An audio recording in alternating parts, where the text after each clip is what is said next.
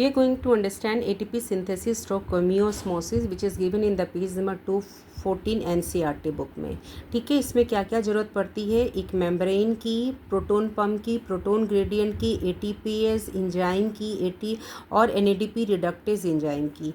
इसमें फोटोसिस्टम 2 और 1 यूज़ होता है जो कि रेजोनेंस एनर्जी जनरेट करता है। कुछ प्रोटीन की ज़रूरत होती है और इसमें क्या है, ATP सिंथेस एंजाइम की ज़रूरत होती है। इस प्रोसेस ये इनसाइड को हम ल्यूमन कहते हैं, बाहर स्टोमा है, ये थैलाकॉइड मेम्ब्रेन है, प्रोसेस थैलाकॉइड में हो रहा है। और इस अंदर की तरफ ल्यूमन में हाइड्रोजन आयन प्रोटोन ज़्यादा हो जाता है। कैसे होता है इस चीज़ को हम समझते हैं। अब इस प्रोसेस में जब फोटोन सूरज की रोशनी पड़ती है तो फोटोसिस्टम 2 एक्साइटेड हो जाएगा और इसका इलेक्ट्रॉन ट्रांसफ़र होगा। ये किसको ट्रांसफ़र करेगा, प्लास्टोक्यूनोन को। प्लास्टोक्यूनोन इलेक्ट्रॉन ट्रांसफ़र करेगा साइटोक्रोम B65 को।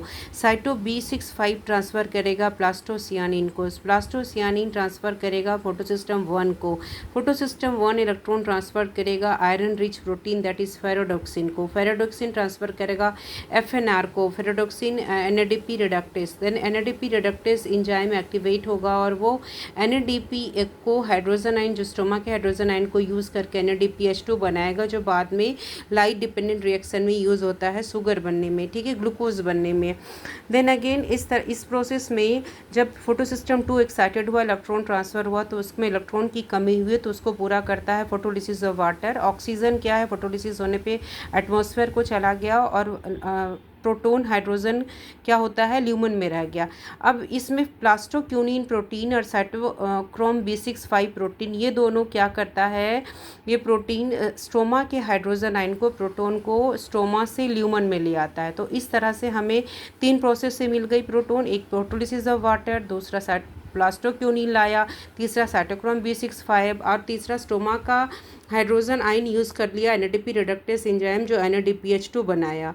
ठीक है, तो इस तरह से ल्यूमन में क्या हो गया, कंसंट्रेशन प्रोटोन की बढ़ गई तो प्रोटोन पंप एक्टिवेट हो गया और F0 और F1 से होते हुए ये ATP सिंथेस एंजाइम्स बाद में ADP से इनऑर्गेनिक फॉस्फेट ATP बनाता है और F0 F1 क्या करेगा, प्रोटोन पंप प्रोटोन को बाहर की तरफ ले जाएगा। तो इस तरह से ATP की सिंथेसिस होती है।